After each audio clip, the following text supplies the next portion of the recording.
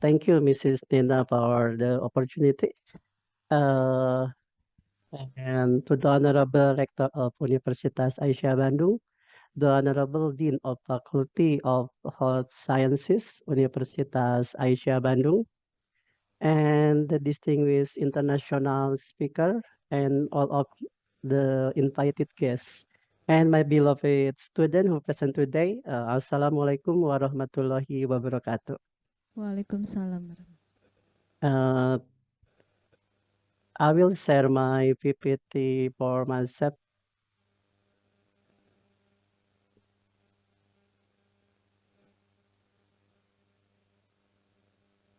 Okay, let us praise the Almighty for giving us His endless blessings so that we all can be here together in this occasion in a perfect condition and health. My name is Angga Wilandika, and I am a lecturer at the Faculty of Health Sciences, especially in the Department of Nursing.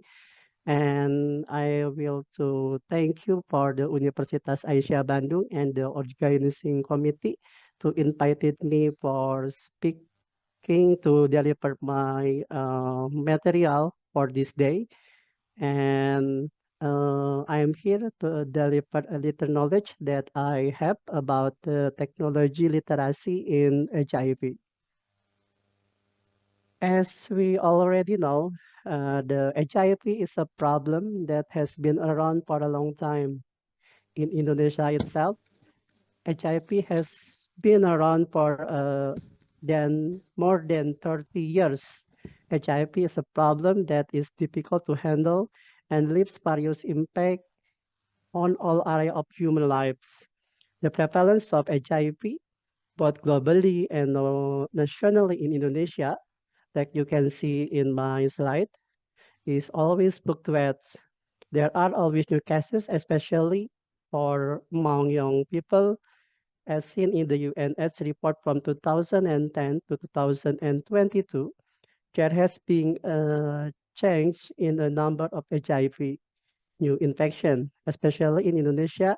At the end of the 2022, there was a 50 to 96% declines. But I think this decline because occur partly due to COVID-19. However, the HIV problem still exists and must be handled with a better approach. One strategy to end HIV, as many documents have not and mandated by World Health Organization, UNS, and the Indonesian Ministry of Health, HIV prevention, care, and rehabilitation must be improved. One of the effort is through a technological approach. As John F. Kennedy said, that technology has a potential to bring about positive change in healthcare and improve the lives of millions. Many HIV technology has been developed and implemented, although in some countries, this implementation still faces a challenge and obstacle. Effort to implement technology in HIV problem must have been started both structurally and systematically. Of course, institutionally, Indonesia must also prepare adequate technology resources if it wants to implement this approach. And you can see this is the target for 95%, 95%, 95%, like Dr. Saripa said before. All effort to the assistance of technology within the prevention, care, and rehabilitation of HIV care are focused to achieving this target. Maybe this target was from UNS and Indonesia itself, together with all countries in the various parts of the world, have set a target to end HIV with a 3-0, uh, which is expected to be achieved by 2030. These 3-0 are zero new HIV infection, zero AIDS-related death, and zero discrimination with indicator 95% people living with HIV will know their HIV status, and living with will receive antiretroviral therapy, and people living with HIV who receive antiretroviral therapy will have viral suppression. And all these targets can be essentially achieved with the help of applying technology to all areas of HIV.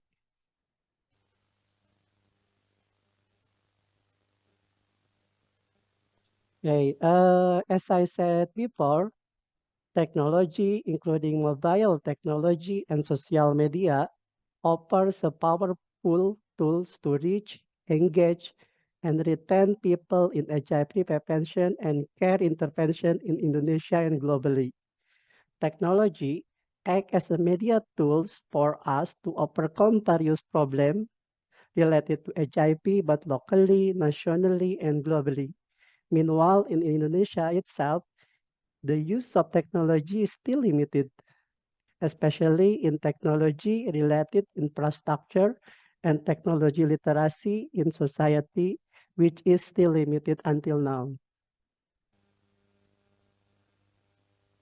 A government institution, the education sector, and the HIV prevention practitioner have widely carried out the use of technology and its application in the HIV prevention. This is the example for the development of the technology used in HIV prevention strategy, such as the use of social media campaigns to address stigma and increase HIV prevention behavior among adolescents. And in other countries, the use of virtual designaton to develop provider target communication strategy to reduce stigma and promote pre-exposure prophylaxis uptake in male sex with male. And addition, crowdsourcing to develop an undetectable with untransmittable HIV campaigns among African or American communities. This is some example. And the various prevention program using social media, video, web-based application, or Android-based have been implemented in the form of the research product contribute to effort to handle the HIV.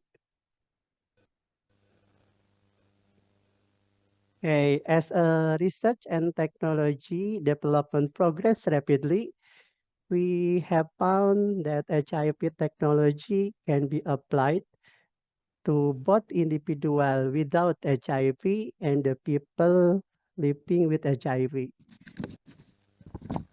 In the application of technology related to HIV negative individual can be start from the testing stage, such as a home test kit with video instruction and module for partner communication or an AppSync home test kit to trigger counseling support by phone. This is from the domain of testing. And in education setting, technology can be used in the form of interactive web-based games to engage and educate adolescents about HIV or empowering social media group to reduce risky behavior.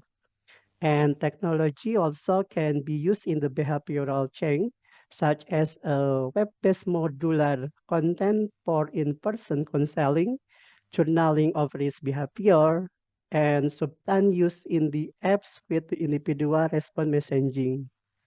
And for the linkage to care and support for the HIV, technology and the internet can be also implemented such as the promotion of local testing and primary care resource using sexual networking apps in the area with no physical venue for male sex to male communities or and self-care apps using social networking, games, and adherence support. And for the people with HIV, technology can be also implemented. There are many applications of technology used to e-health aimed to people living with HIV. And in the education domain, the application web-based content in diverse format, including messaging board, games, peer support, and train counseling to address issues such as antiretroviral information, compliance, and hospitalization care, or web-based program for adolescents in outpatient substance abuse treatment to learn about preventing secondary transmission. And for behavioral change among people living with HIV, the internet or the technology can use the apps to monitor recent sexual behavior with tailored response messaging or video vignette using internet-based application to support condom use and zero status disclosure. And about the HIV primary care, smartphone apps can be used to identify local resource for culturally appropriate HIV care among men having sex with men. Also, home HIV testing with web-based counseling and proactive support for locating treatment options. And lastly, effort to support care using a technological approach are also one of the benefits for people living with HIV. Web-based self-care program to address the psychosocial impact of HIV, such as stigma, anxiety, or many other psychosocial problems, can be implemented with the technology. Self-care apps for adherence, mental health, and appointment scheduling, and smartphone games to improve the antiretroviral therapy adherence for young patients is the one of technology that can be developed and implemented to the people living with HIV. There are many technology we can use to handle the HIV problem in the community. And this is SIHA uh, version 2.0 in Indonesia. Indonesia Ministry of Health has an information system for the prevention and control of HIV and sexually transmitted infection called SIHA, Sistem Informasi HIV/AIDS kalau dalam bahasa Indonesia. SIHA ini merupakan aplikasi yang menjadi salah satu upaya untuk tadi mengontrol seperti itu. This information system can be used to record and report on the HIV and sexually transmitted disease testing and treatment, as well as the distribution of the use of logistical commodities related to HIV as treatment. And every HIV health service, like a puskesmas or many clinic in Indonesia, can use this information system on SIHA. And some health worker and HIV counselor have access to it. Uh, and until now, SIHA, System Informasi HIV/AIDS, has become one of the technology to Tes, find out the picture of the HIV phenomenon tes in 1, 2. Indonesia. And this is about telehealth. Telehealth is Assalamualaikum. one of the technological innovation that can apply to the HIV issues. Telehealth is a critical component of delivering HIV specialty care in many communities because it connects people living with HIV to provider and specialists and make it possible for them to receive service without having to travel. Telehealth usually use a video conference for consultation between patient and the HIV expert. And in Indonesia, telehealth is still limited and belum banyak telehealth yang digunakan di Indonesia. There is many still limited about the telehealth use in Indonesia. However, the use of telehealth is many challenges. Employing telehealth within the HIV care also have a several key challenge. First, virtual therapy session required a basic set of technological resource and readiness for online interaction. However, clients with a financial struggle may lack device with this option or may not have access to sufficient cellular data to use the telehealth cost efficiently. And second, there are a learning curve to using digital platform. Learning to navigate virtual platform and complete electronic paperwork required a certain level of technological savviness, which can be intimidating or unintentionally alienating for individual with lower literacy skill or limited experience with the type of technology. So the literacy about technology to use the telehealth is one of the challenge to use the telehealth in Indonesia, especially with the community, many disparity about the education. And the third challenge about using the telehealth in Indonesia is uh, concern about privacy concern, and distrust about the advanced technology that stem from security breach occurring globally could reduce patient willingness to seek telehealth treatment. Indeed, concern regarding the safety of private information in the context of telehealth were frequently cited of the survey of people living with HIV conducted before the pandemic. And finally, the use of telehealth has a obstacle about the losing intimacy of face-to-face interaction. This is a limitation because we cannot do uh, bertemu dengan expert untuk berbicara langsung seperti itu. Jadi the intimation of face-to-face interaction will be reduced because we use the telehealth. But the benefit about telehealth, it can be used to any other place with many. There is no restriction about the time and the place like that. I think that is a telehealth in Indonesia is still limited, and maybe for the next we can develop or government can be uh, support to use the telehealth for all area in Indonesia.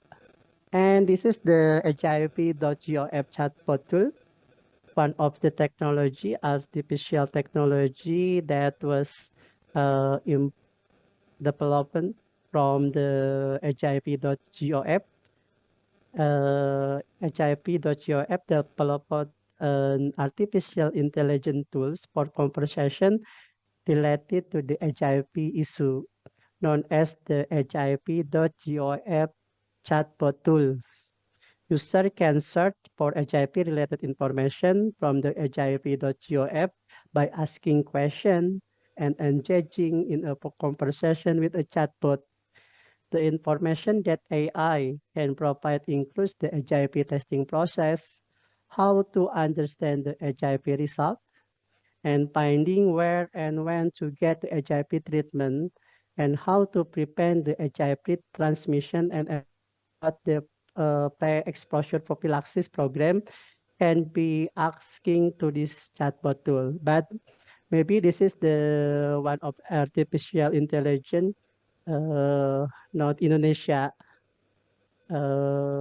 bukan berasal dari Indonesia, tetapi Indonesian people can access to this chatbot tool. And I think this is one of technology that can help you to become more knowledgeable about HIV. And can be accessed for everyone. You can access this chatbot tool at the bot.hiv.gov. And this is the technology, one of the technology development in the biomolecular field related to the HIV is a discover of GCRISPR, or the cluster regularly interspace polydromic repeat charge system. Uh, This technique is also known as a GIS gene editing technique. The technique is used to remove HIV DNA in human genes. The goal to this goal is to separate the virus from the body. However, this technology is already being developed and refined for the research. Uh, but this technology is still in development to get the better result and can be implemented to the human like that. And plus, I think this is a role of the technology. Through various example of the application of HIV technology, we can conclude that technology can be part of handling of the HIV. Why? Because the using technology or social media will allow user to access the intervention content free of charge. So this is gratis gitu ketika if you use the technology and the technology implemented to the community, I think that it as can be used for everyone. Of course, everything is about the internet. I think if you use the internet-based technology and the technology can be used to engage user in a novel and innovative way that are less dependent on existing institutional structure and may employ the democratizing approach to promote community engagement and ownership. And technology can facilitate community-centered research and help ensure that intervention and implementation strategy are tailored to the population they target. And the last, technology can be used to provide additional support in resource-limited setting. Technology has the potential to improve delivery to community experience of disparities rural communities, youth and sexual, gender and racial minorities. So this is one way to uh, menjangkau semua lapisan masyarakat if you use the technology, so you can deliver it to many communities. But of course, the technology is very is use membutuhkan financial support to use that about technology. And the last I think in my slide, technology has enormous potential to change the landscape of the development and dissemination of HIV-related intervention. Practitioners should carefully to consider which technological component of a project are core to the intervention and which are implementation strategy and plan monitor and measurement accordingly. Finally, there are still many technology innovation in the field of HIV, although in some countries like Indonesia, this technology has not been fully implemented massively and comprehensively. It is still separate and requires the role of the government or policymaker to implement it nationally. I think that's my material I can convey. Hopefully, it can trigger us to be able to know more about the technology in the field of the HIV so that we can play the role in achieving Indonesia free of AIDS by 2030. I think that's my slide. Thank you for your attention and have a nice day. Wassalamualaikum warahmatullahi wabarakatuh. Waalaikumsalam warahmatullahi wabarakatuh. Thank you, Dr. Angga Wilandika, for a good presentation. Some important points that we can note: there are no nowadays there are technology including mobile technologies and social media, just like SIHA 2.0, and that's why technology has enormous potential to change the landscape of the development of and dissemination of HIV related intervention. Okay, perhaps we should give a great applause to our speaker, to Dr. Angga Wilandika. Okay, thank you for Dr. Angga Wilandika. And then now we come to the third session that will be presented by Professor Dr. Cyril B. Romero from University of Saint Anthony, Philippines, with the topic of mental health of HIV patient.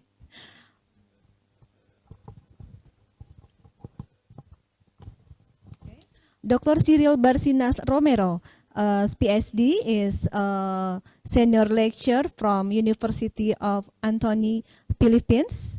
She was graduate from Colegio de Santa Isabel Naga City for Master of Art in Nursing, and in University of Saint Anthony for Doctor Philosophy. Besides, she is now as a senior lecturer from University of Saint Anthony.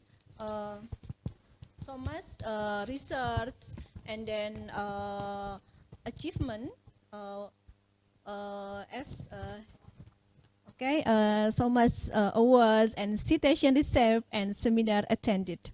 Okay, without further ado, let's.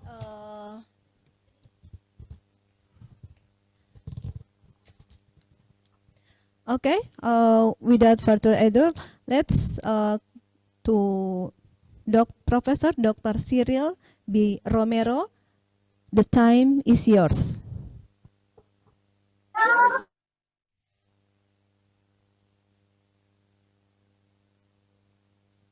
Okay, Professor, can you hear me? The Professor Cyril?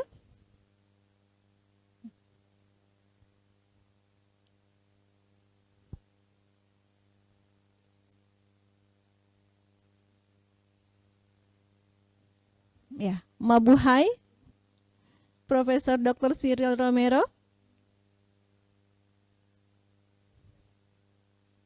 Okay, sorry, you're still in mute.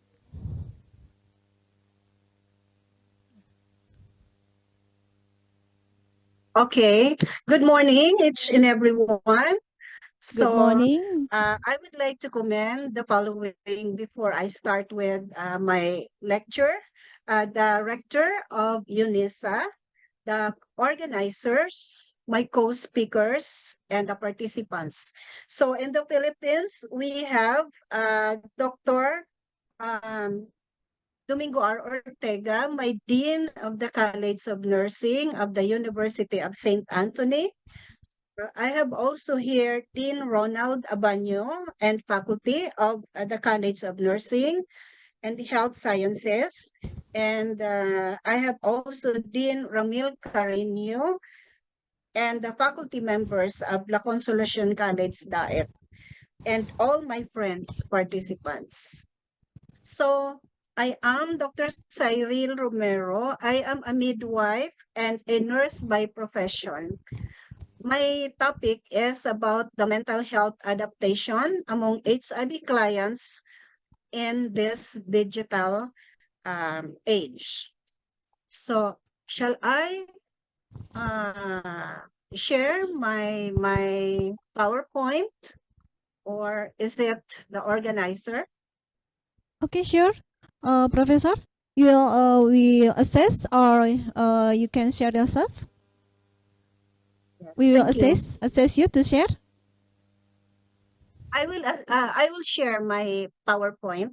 Okay, sure. Thank you. Okay, thank you, Prof.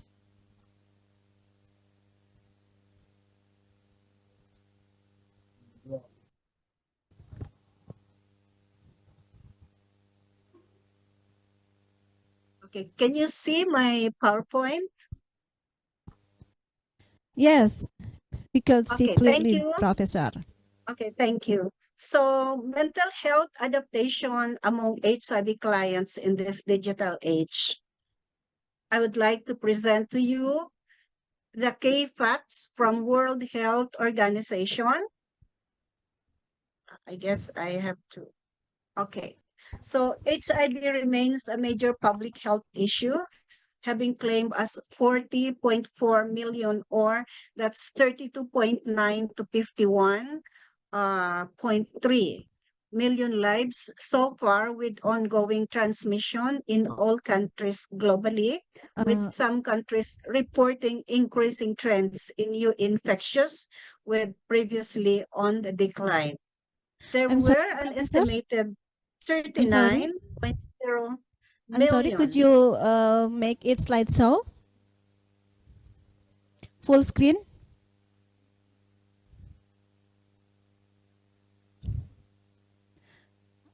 Is it okay? Uh, I mean, slideshow, Prof.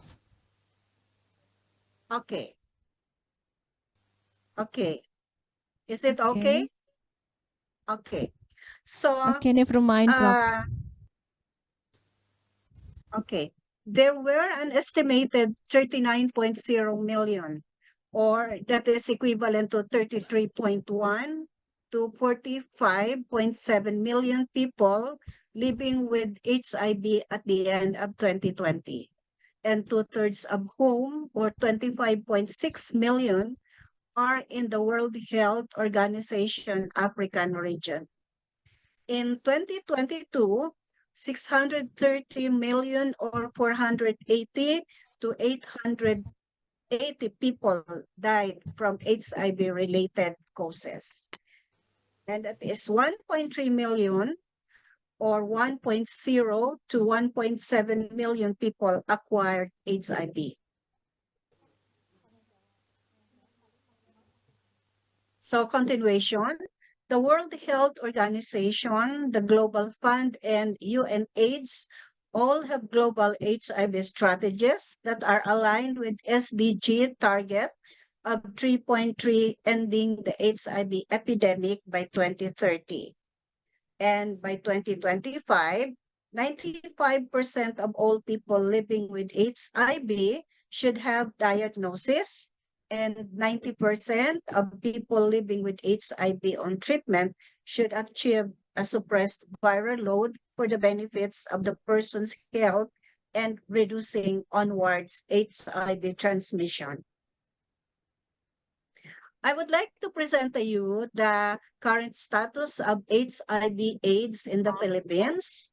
So the Philippines is a low HIV prevalence country with 0.1% of the adult population estimated to be an HIV positive. But the rate of increase in infection is one of the highest. And as of August 2019, the DOH, or Department of Health, AIDS registry reported 69,629 cumulative cases in 1984. The algorithm for laboratory testing has become more stringent, in the sense that the screening assay are repeated in the confirmatory centers. In the Philippines, the first case of HIV infection was reported in January 1984.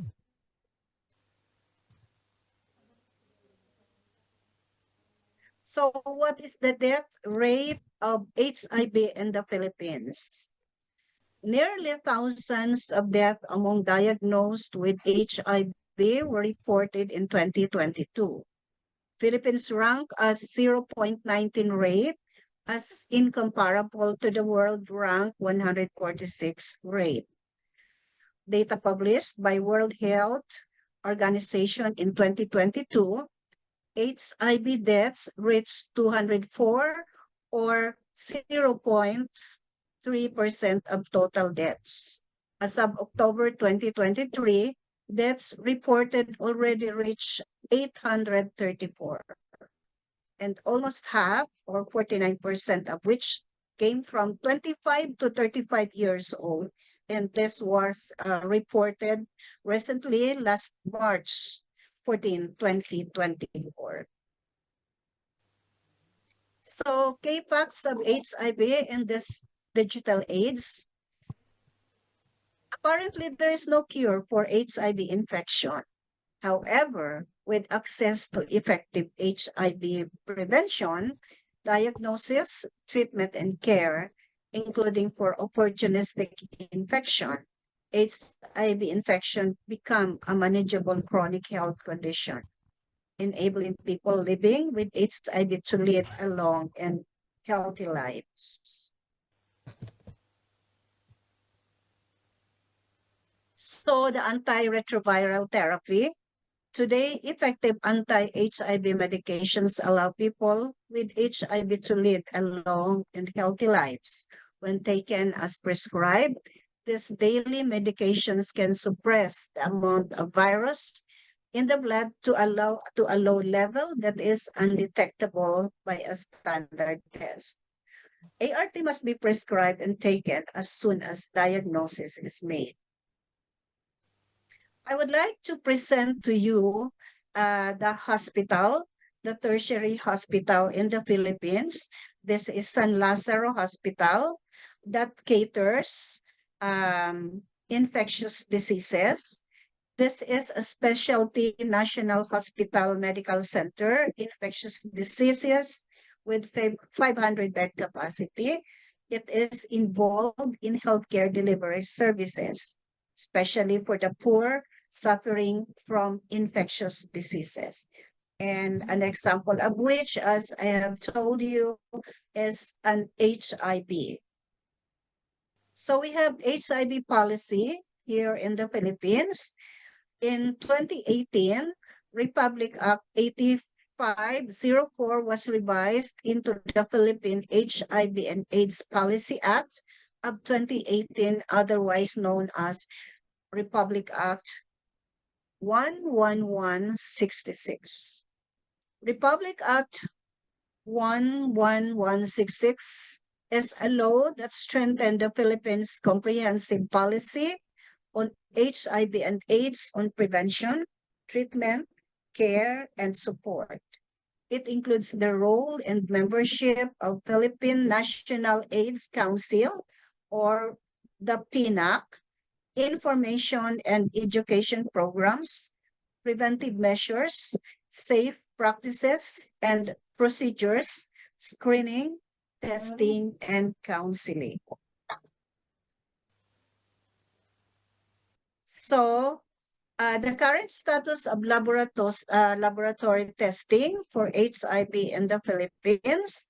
The strategy of the HIV testing algorithm is to capture all true positives and a few false positives with a highly sensitive screening test and resolve positive specimens with a more specific test for information. The World Health Organization recommended assay for screening for HIV, and that is the EAI, or the enzyme immunoassay, with those samples testing positive being projected to 2 or more EIA tests. A positive screen is defined as 2 reactive results out of these 3 tests. After this positive screen, a confirmatory test is performed with the use of Western blot. So this is the evolution of screening assay in the Philippines. So we have the enzyme immunoassay. Then we have the 2 steps process. The first step is the screening test with a conventional test, enzyme immunoassay. Then we have also the chemoluminescence assay, and we have the rapid test. So for the confirmatory assay, we have the Western blot. We have the indirect immunofluorescent antibody assay, or the IFA. Then we have the nucleic acid amplification test, or You call that the RNA. So my focus is about the adaptation among health patients in this digital age. So I would like to present to you some picture, a trivia of the patient diagnosed for the first time with HIV. So their initial reaction upon diagnosis with HIV is increased breathing, tightening of the muscles, and involuntary muscle tremors. So diagnosis of HIV, I suppose, is a very stressful one. And for the long-term physical sign, there is an immune system becomes less efficient, fatigue, sleeplessness, longer recovery from injury, and endocrine system problems. Anyway, we have some diversional activities. We have the music, the hobbies, the play, the learning, and vacation. At any rate, stress is lesser when we dance it out and go for a walk, talk about it, breathe, go to the bed earlier, focus on what you can control, reminisce about good times, ask for a hug, and look for opportunities in life, and smile. Okay, so those are just a trivia of the stressful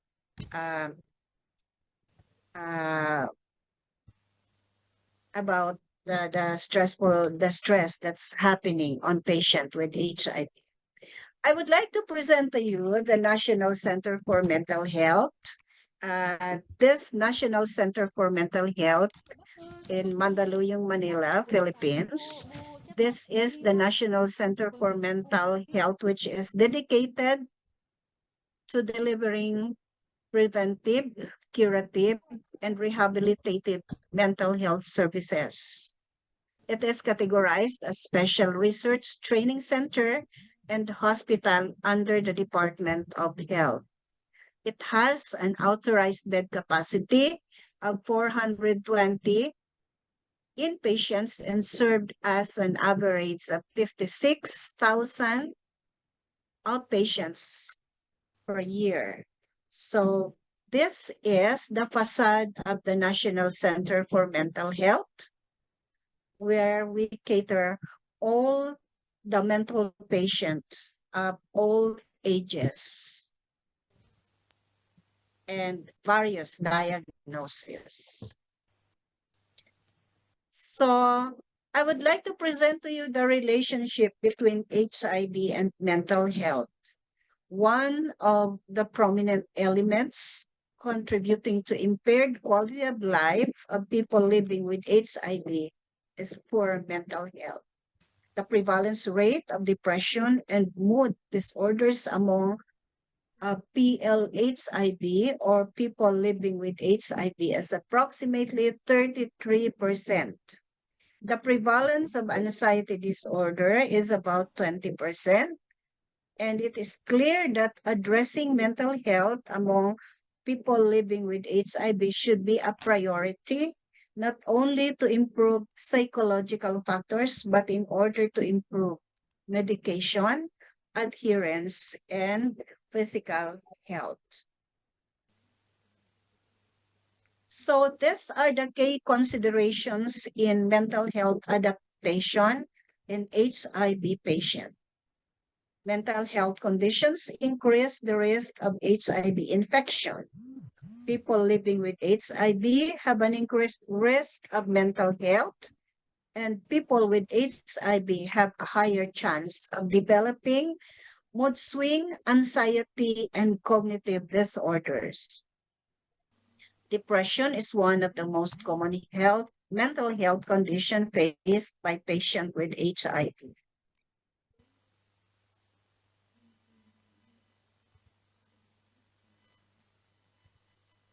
So this is one consideration in mental health adaptation for HIV patient, as discussed by Professor Sharifa, the first speaker. So the social stigmatization and rejection by neighbors, co-workers, friends, and even family members can manifest as being treated differently or with fear and suspicion. Being avoided or excluded from leisure, workplace, or school activities, and experiencing stigmatizing comments. Stigma can be exacerbated if individuals are members of a particular ethnic or religious group. HIV and other related infections can also affect the brain and the rest of the nervous system. This may change how the people thinks and behaves, and some medication used to treat HIV may have side effects on mental health. Facing stigma and discrimination associated with HIV is a great factor.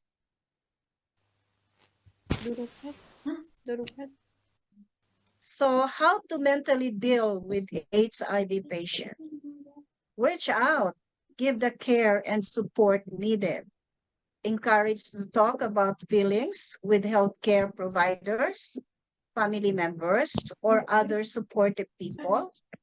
Help to find activities that relieve stress, such as exercise or hobbies. Encourage to get enough sleep each night to feel rested. Learn relaxation methods like meditation, deep breathing exercises. Likewise, help stop smoking, drinking liquor, and other vices. And this is to be referred to proper authority. How can people with HIV improve their mental health? It is important to remember that mental health disorders are treatable. People with mental disorders can recover following the treatment plan, such as taking prescribed medications can be difficult, but there are strategies that can help, such as following the treatment plan, creating a routine, downloading a reminder app on a smart cell phone. Mental health providers and programs.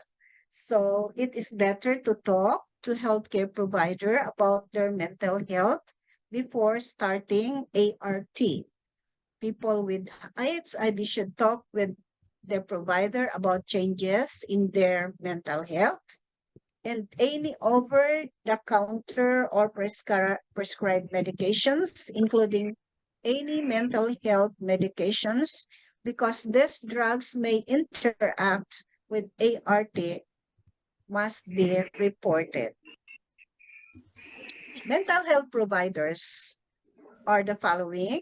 So we have the psychiatrist online treats anxiety, depression, sleep problems, mood disorders, anxiety, and panic attack through psychotherapy, counseling, and treatment. Psychiatrists also provide both preventive and therapeutic intervention for those vulnerable to infected or affected with HIV. Then number two, we have the psychologist. The psychologists develop programs to reduce people about HIV and motivate behavior changes to reduce risk. So we have the CBT, which is provided by psychologists to improve awareness of how thoughts can affect the health of the HIV patient. Reduce negative thoughts and encourage healthier thinking patterns. So, continuation of services available. Depression screening is one being offered along with education on depression and self-care. Next, number two is medical clinic consultation that allows the patient to have access to a behavioral health professional during a medical clinic. Mental health assessment and evaluation is also conducted on how far is the depression and other symptoms. We have also telehealth, National Telehealth Philippines, which is provided timely, which provide timely and quality specialty healthcare in remote areas in the Philippines through telemedicine platform. So this was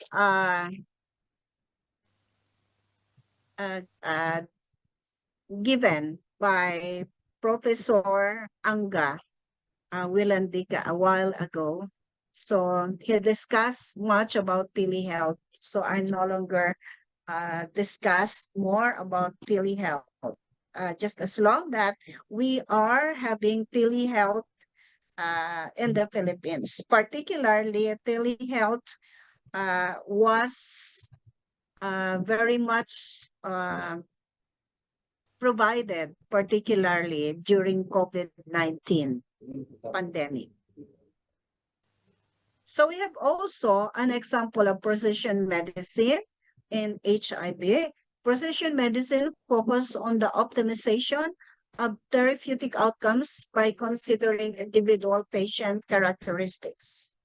So we have HIV-1 infection, which is the CD4 plus T cells, where HIV viral load and resistance panel to highly active and antiretroviral therapy.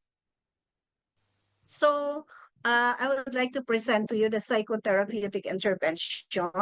We have the individual therapy. The individual therapy consists of cognitive therapy, talking. It manages the problem, the way of thinking and behaving. And we have the positive coping skills. Sorry.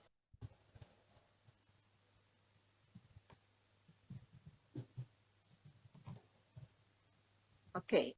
Then we have also the venting or the sharing of personal problems or social support, having friends and family to turn in times of needs and problems.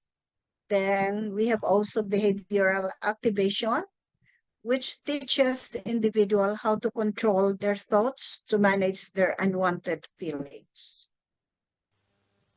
Social and behavioral intervention, the yoga is very much common in the Philippines.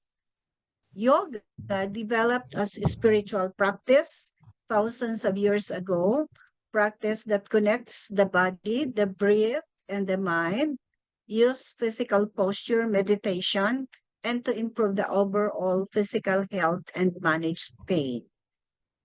Next is we have meditation.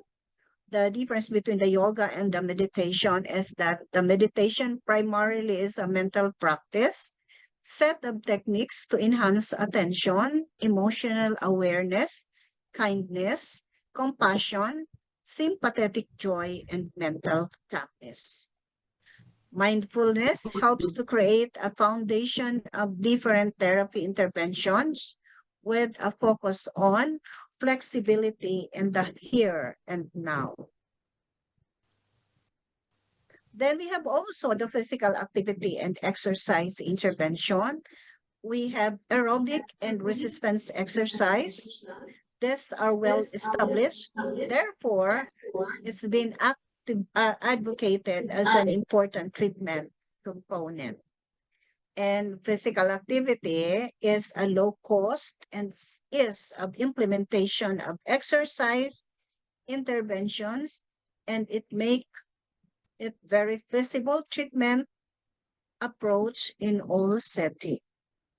Then we have also an integrated approach collaboration between the healthcare providers. Combined medical and psychological interventions are advised to ensure that physical symptoms do not continue to contribute to poor mental health. Physical therapy intervention, likewise, with the fishes that plays a major role in addressing many factors that influence the quality of life of persons living with HIV.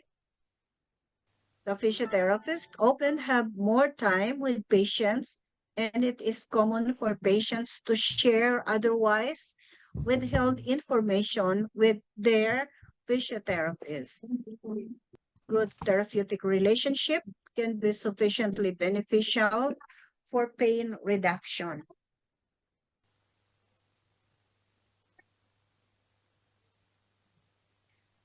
Pain management, because persons living with HIV, we cannot get away with pain. So we have to manage the pain.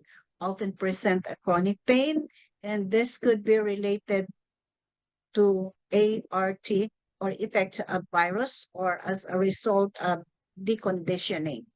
Proper assessment will assist in providing appropriate intervention such as exercise, pain, neuroscience education, neural mobilization, strengthening. So these are a few of the pain management other than giving of morphine or some other pain medications which are uh, given by the psychiatrist or the anesthesiologist or the doctor. Okay. Clinical trials. I would like to touch a little of clinical trials. The goal is to determine if a new test or treatment works and if it is safe. Although individual participants may benefit from being a part of a clinical trial, participants should be aware that the primary purpose of it is to gain new knowledge so that others may be better helped in the future. Researchers at National Institute of Mental Health conduct many studies with patients in healthy volunteers, better treatment options today because of what clinical trials uncovered years ago. Raising public awareness on HIV issues, this industrial revolution 5.0. AI systems and humans can symbiotically coexist. Social media is the most effective communication media for sharing information with HIV in this era of IR 5.0. Almost everyone has a smartphone connected to the internet that can be used to access social media easily anywhere and anytime. Smartwatch display the wearer's heart rate, pulse rate, steps taken, and a lot more. And smart glasses also, or you call that the Google glasses. AI in mental health, according to World Health Organization, using AI in mental health services and research as a potential, but a new study finds significant shortcomings that may indicate overly accelerated promotion of new AI models that have yet to be evaluated as viable in the real world. AI has been given rise to a revolution in medicine and healthcare. AI is seen as a novel tool in the planning of mental health services, as well as in identifying and monitoring mental health problems in individuals and populations. AI-driven tools can cause digitized healthcare data available in a range of formats, including electronic health records, medical images, and handwritten clinical notes to automated tasks, support clinicians, and deepen understanding of the causes of complex disorders. So, clinicians, therapists, and researchers are increasingly finding that artificial intelligence can be a powerful tool in the provision of mental health. As also presented a while ago of Professor Anga Welendika, chatbots or artificial intelligence program are increasingly being used to offer advice and a line of communication for mental health patients during their treatment. They can help with coping with symptoms, as well as look out for keywords that could trigger a referral and direct contact with a human mental health care professional. An example of therapeutic chatbot is Woobot, a chatbot that learns to adapt to its users' personalities and is capable of talking them through a number of therapies and talking exercises commonly used to help patients learn to cope with a variety of conditions. This is another chatbot that offers free 24/7 on-demand emotional support and can be used to help cope with anxiety and panic attacks.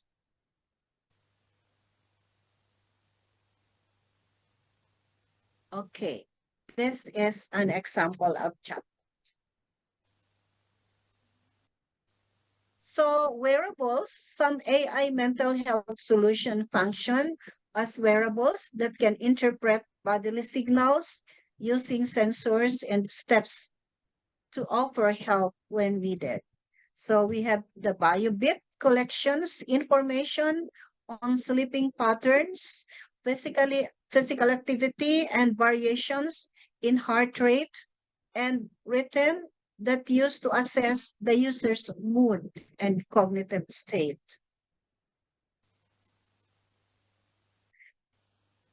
So that ends my slides.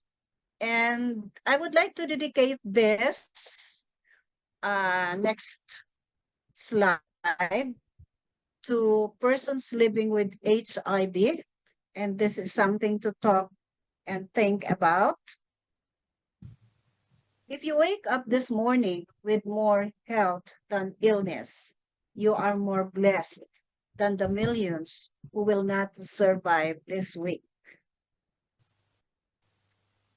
So for my conclusion, one can almost argue that access to mental health treatment and rehabilitation for patients living with HIV should just be as important as access to antiretroviral. PLHIB has the right to an improved quality of life. Addressing mental health concerns should be an important consideration. So that's all. These are my references that you can access.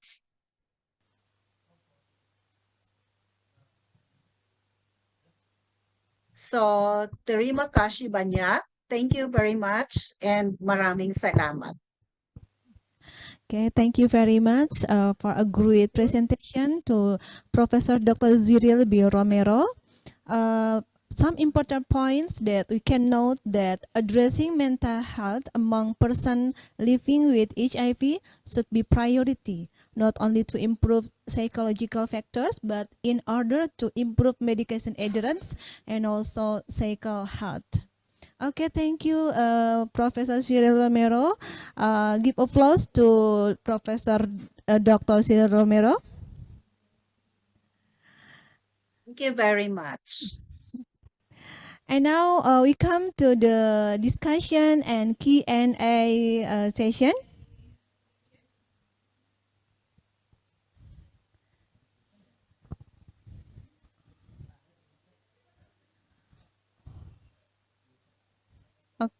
Okay. Okay, the first question from Zikria Sharifa. Okay. Okay. The first question. Hi, my name is Zikria. I am a midwifery student. May I ask you a question?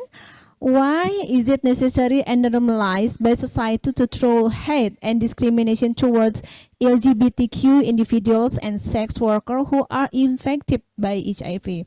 while children and housewives are embraced for having the same virus.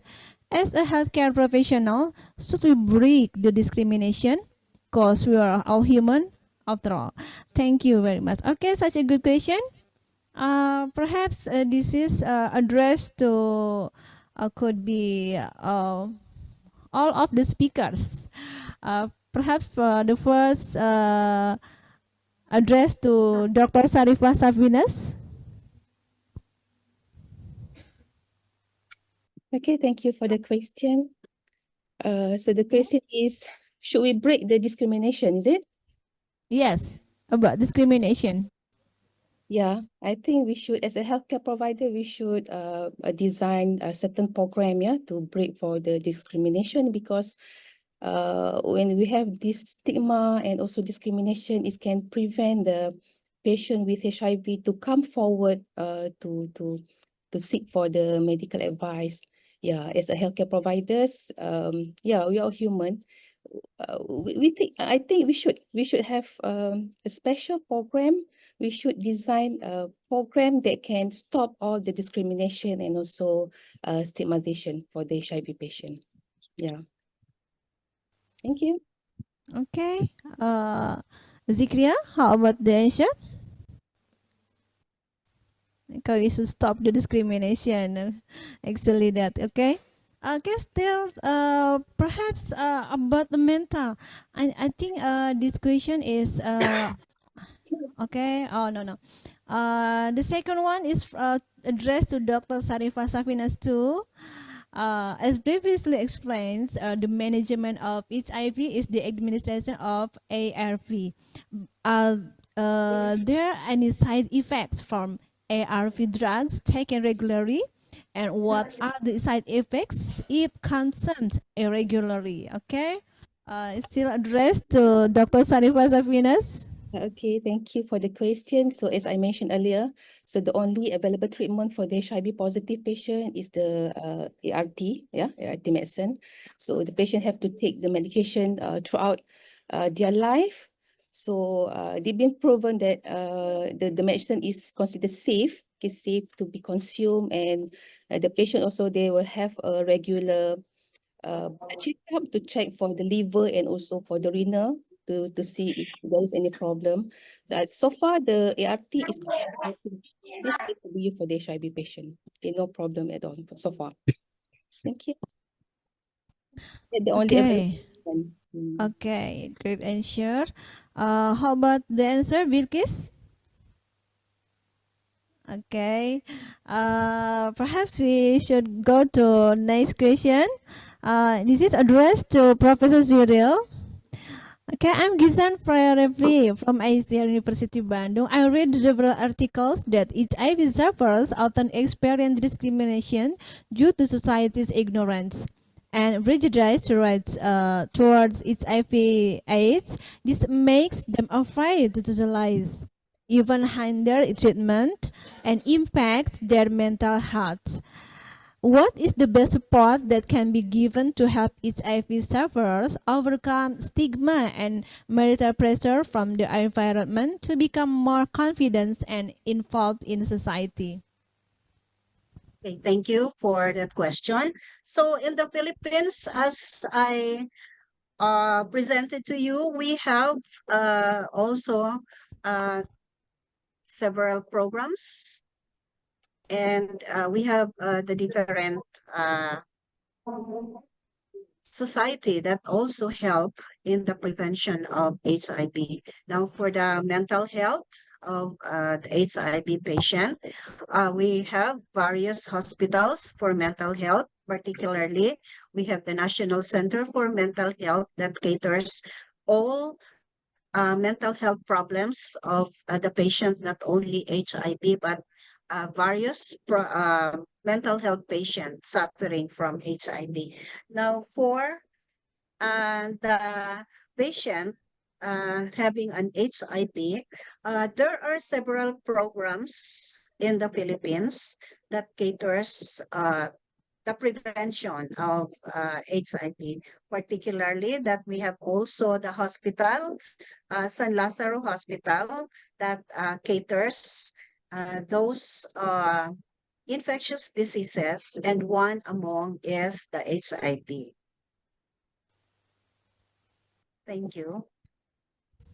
Okay. How Miss Gizan?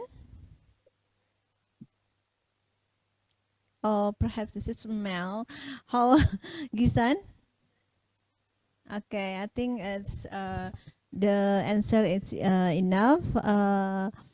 Okay, and still any question for the all speakers? Okay, okay, who's right hand? Okay, Chutasha. Okay, please. Baik. Assalamualaikum warahmatullahi wabarakatuh. My name is Yutachin Amy Bakri, Sarjana Kebidanan. Permission to ask Prof. Dr. Cyril. One of the mental disorders in patients with HIV is hallucination caused by excessive anxiety and fear felt by patients with HIV. Do HIV patients have to be treated in mental hospitals and take psychopharmaceutical drugs? Thank you. May I be clear? Your question, you talk about abortive patient, right? Okay. Okay, is it right? So, Chutasha, yes. about the motivation? For patient. Okay. Okay, I think Okay. So, you better write on the chat. yes, please. Okay, thank you. Okay, the next Nanda, perhaps. Okay. Bismillahirrahmanirrahim. Assalamualaikum warahmatullahi wabarakatuh. Waalaikumsalam warahmatullahi wabarakatuh. Let me introduce myself. My name is Nanda Asidik Sapaat, of Behavior of Nursing Studi Program Universitas Aisyah Bandung. Question for Dr. Sharifah Safinas. Question is, why are most people infected with HIV not aware of it, and is only detected when the symptoms are very severe? Okay, Nanda, can you repeat the question, please? Yes, Bu. Okay, pardon me. Can you repeat the question? Boleh diulang? I think I'm quite clear about the question. But Yes. Dr. Sarifah, could understand what And the students ask about Nanda, about the pathomechanism, perhaps. they're asking why people Yes. always came late for the checking. Am I right? Is it right, Nanda? Yes. Okay, true. That's right. It depends on the individual. Some of the individual, they are very aware about their health. Okay, once they have maybe prolonged fever or some sign and symptom of a prolonged infection, they can go to the hospital for the medical checkup. Not all patients with HIV, they will do the late test. Okay, it depends on the individual. Based on Malaysian statistic, is quite maybe the less or lack of awareness about the sign and symptom of HIV, or maybe they are in a denial stage. Okay, that's the possible cause why they don't want to come forward for the testing and also seek for the medical advice. Okay, lack of awareness and also lack of knowledge or information about the HIV infection. Okay, so you as a future nurses, ya bakat perawat kan, Nanda? Yes. Yes, doctor. So you have to equip yourself with HIV knowledge. Yeah? You must know the definition of the HIV, how the HIV can invade to our body, how HIV destroy our CD4 cell. You should have that kind of information, that kind of knowledge, and then you must have, you also should know how the HIV can transmit. So as a bakat perawat, the future nurses, you can utilize that knowledge to disseminate to the community. Okay, give the community information about the HIV. So if the community know about the HIV, the definition of the HIV, how the HIV can spread, okay, the prevention and also the mode of the transmission, I believe community we can stop the stigma. That's the important thing. So the stigma exists because of the lack of knowledge about the HIV, the pathogenesis, or maybe how the HIV can destroy our CD4, and the most important thing, the mode of the transmission. Okay, it's not only public or community. Healthcare provider itself, sometimes they also have a stigma to the patient, worried to touch the patient, okay, because of the takut dijangkiti. But if you have a very good knowledge on the mode of transmission, how to prevent, inshallah, we can stop all the discrimination and also stigma. Knowledge is very important. Okay, as I mentioned in my presentation earlier, in the early program, I did mention about the stigma, and also I mentioned about the survey. Yes, survey to be conducted in our country. They found that the younger population lack of knowledge about the HIV. They don't know what is HIV, and also they don't know how the HIV transmit. So they thought that when they talking with the HIV patient or touch HIV patient, they can get infected. That one is considered wrong, 100% wrong. Okay, you yourself as a future nurses, you must know exactly how HIV can transmit. Okay, through the unprotected sex, okay, through the contaminated needle sharing, and also mother to baby, the vertical transmission. But for the mother to baby, we have certain medication to stop the transmission from mother to baby. Okay, so don't worry. As a future nurses, you must work professionally. Equip yourself in knowledge, okay, good knowledge, good skill, good attitude. Inshallah, we can stop all the stigmatization and also discrimination. Yeah. Okay, not all people with HIV came from the how to say the lack of moral community. Okay, some of them may be victim. Okay, victim. Yeah, you know what I mean. Okay, that's all from me. Any other question? Okay, Thank you. you get it, Nanda? Is it enough for the answer? I think it's more than enough. Okay, as Dr. Sarifah Safina says that you are a nurse in the future, so you must good skill, good knowledge, so you can lack of the stigma, and then you can be a good nurse. Okay, thank you, Dr. Sarifah. And then the next question is still from Chutasya. It's addressed to Professor Cyril. One of the mental disorders in patients with HIV is hallucination caused by excessive anxiety and fear felt by patients with HIV. HIV patients have to be treated in mental hospitals and take psychopharmaceutical drugs. Okay, this is the question is, does the HIV patient should be treated in mental hospital and take some of the psychopharmaceutical drugs, perhaps especially for the patient with mental illness, I mean that the HIV patient with hallucination. Okay, Professor Cyril. Okay, so I discussed a while ago about the role of the different professionals, such as psychologists, psychiatrists, and hallucination is one among the signs of patients with mental illness. So not all patients with manifesting hallucinations should be treated with all those medications. And before that medications, we have different programs also that prevents those signs and symptoms like hallucinations. So why don't we engage in yoga, in meditations? And these are presented by the psychologist other than jumping at once to the medications. For all we know, we might treat hallucinations with that simple approaches. And if hallucination will not be treated for that simple approaches, then that's the time that we treat it with medications, and the proper professional that could cater it is the psychiatrist, the doctor. in psychiatry. Okay. Okay, that's the So, answer, I think Chutasha. Okay, perhaps the next question from Shakila.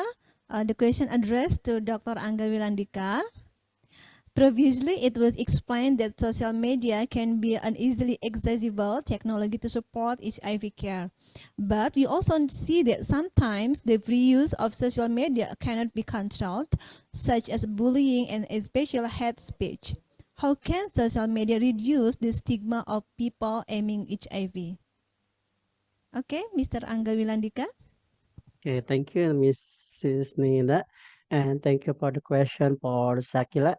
I think you are right, yeah, because the social media memang can play a powerful role in reducing of stigma, but sometimes social media can also increase the stigma for people living with HIV, or especially if the people use the social media to make the stigma or make a prejudice or like a stereotype in the internet like that. So if you want to reduce the stigma to use the social media, it was so you must wise in giving accurate information about the HIV transmission or prevention or treatment like that. And social media can use to make education and awareness to people without HIV that we can tell that this HIV is not a dangerous, HIV is not easy to transmit to other people, so it will be reduced the stigma. There is many research about the social media used to use as a education education strategy to improve the knowledge.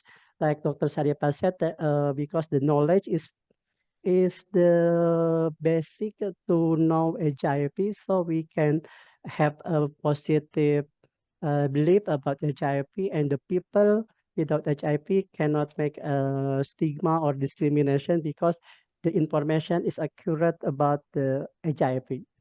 I think that's my answer, Mrs. Nina. Thank you. Okay, thank you. Is it clear, Shakila? Is it clear answer? Okay, I think it's clear. So, any question anymore?